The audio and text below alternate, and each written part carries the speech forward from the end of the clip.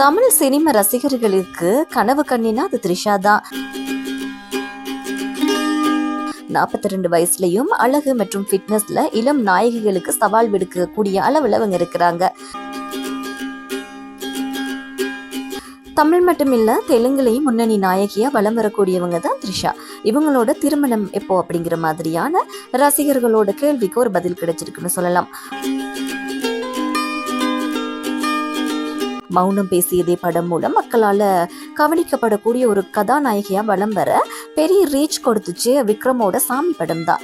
அதுக்கு பிறகு லேசா லேசா, அலை, எனக்கு 20 உனக்கு 18, கில்லி, ஆயுத எழுத்து, திருப்பாச்சி, ஜி, 6, உனக்கும் எனக்கும், கிரீடம் அப்படின்னு பல படங்கள் கொடுத்துருக்குறாங்க. இடையில கொஞ்சம் வருஷம் த்ரிஷா மார்க்கெட் அப்படியே டவுன் ஆயிடுச்சு. அதுக்கு பிறகு பொன்னியின் செல்வன் படம் அவங்களுக்கு ஒரு ஏறுமுகத்தை கொடுத்துருக்குன்னு சொல்லலாம்.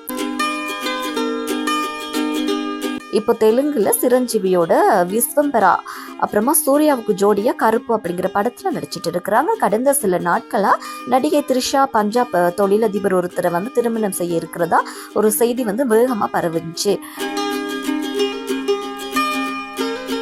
இது சம்பந்தமா நடிகை த்ரிஷா தன்னோட இன்ஸ்டா ஸ்டோரியில, எனது வாழ்க்கை பற்றி மற்றவர்கள் முடிவு செய்வதை விரும்புகிறேன் அப்படிங்கிற மாதிரியும், எனது ஹனிமூனையும் அவர்களே பிளான் செய்வதற்காக காத்து கொண்டிருக்கிறேன் அப்படின்னு சொல்லி ஒரு பதிலடி கொடுத்துருக்குறாங்க.